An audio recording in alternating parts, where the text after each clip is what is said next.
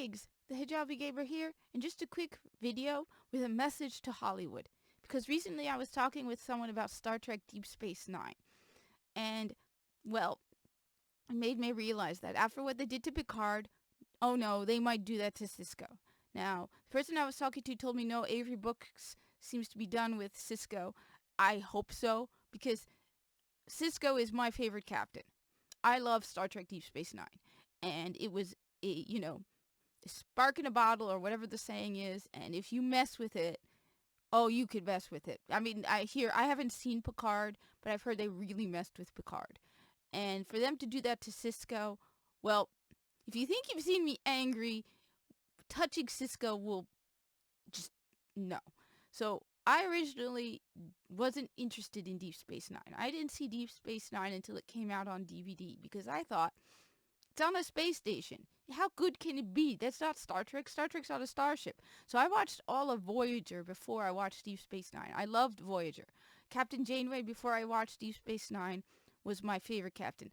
I know this is going to sound horrible and heretical, but I've never cared for Picard. I never liked Picard. I've not seen all of The Next Generation. The only character I liked on Star Trek The Next Generation was Commander Tomalak, the Romulan. I thought Tomalak was awesome because I've always been a big fan of the Romulans. I loved the Romulans. And so I loved Janeway. And then out of curiosity, I finally watched Deep Space Nine. And I borrowed the DVDs from the library. And I watched all 7 seasons of Deep Space Nine in like a week and a half, maybe 2 weeks. I watched episode after episode, and we're talking real seasons. None of this 5 episodes a season. No, we're talking over 20 episodes a season. But I watched episode after episode. I would not stop. One after another. I would just keep switching out the DVDs because it was that good. And so Sisko jumped to the top of my favorite captains list because that's how good a character Captain Sisko was. Just the story was good. The characters were well done. It was, you had this man who, he started Deep Space Nine hating Picard. He was a believable human being.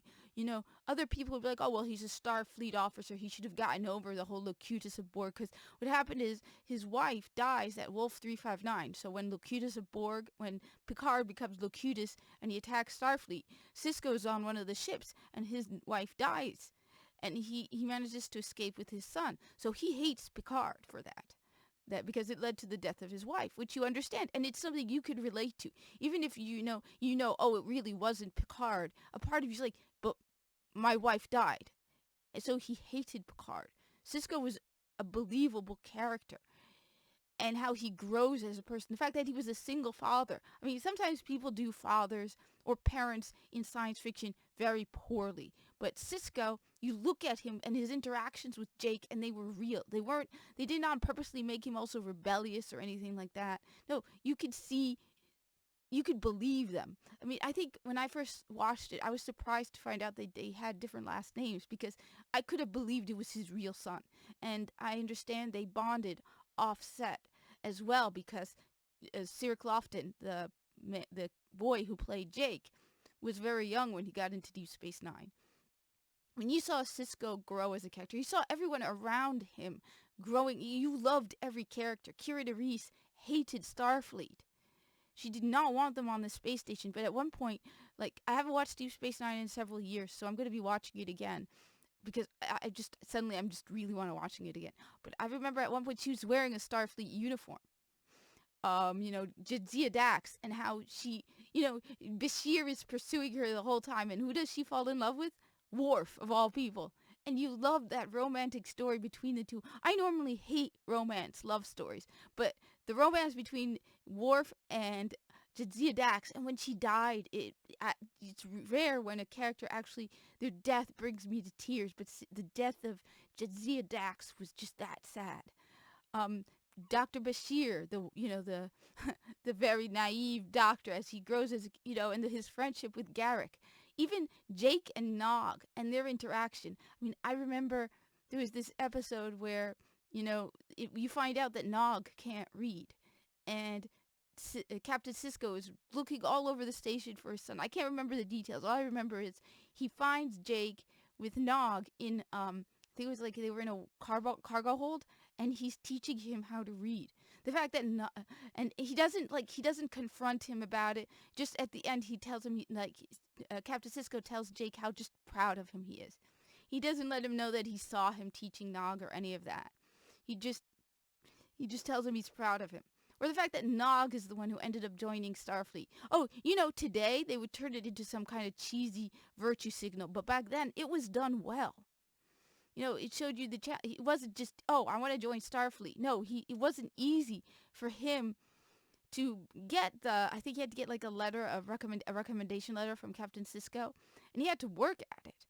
And it wasn't easy, but at the same time, his father was proud of him, and you saw him getting involved in the Dominion War and how he lost his leg at one point. It showed, it was just so interesting to see Nog growing and becoming a Starfleet officer.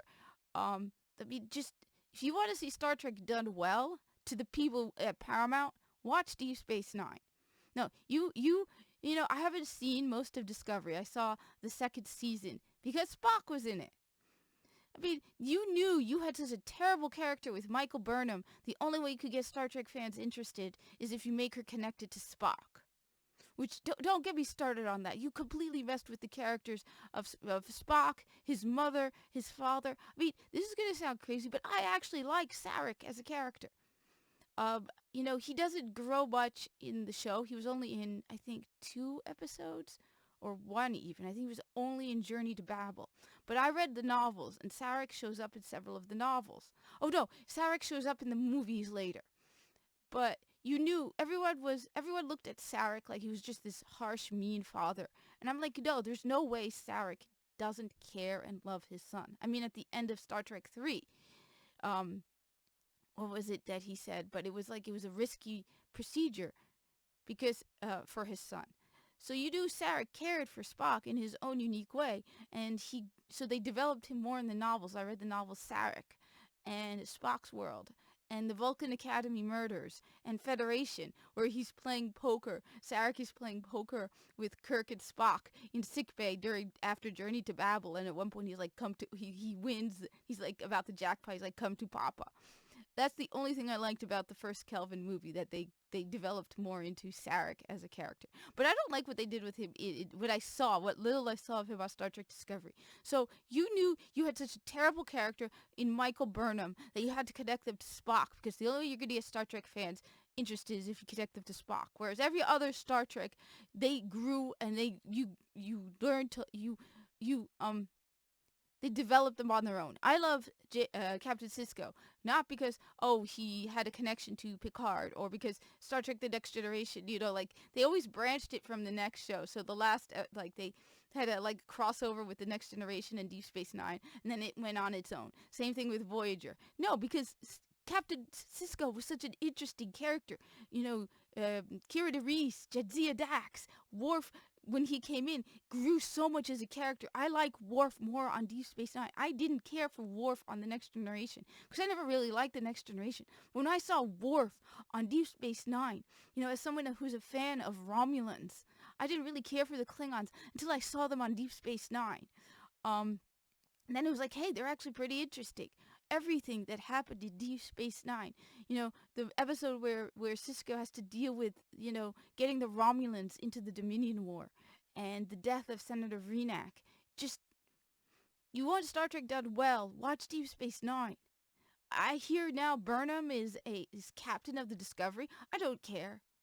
Because, like I said, just the fact that you had to make her Spock's sister and destroy Star Trek canon tells me she's a terrible character. You have such a great lore, and you're destroying it. And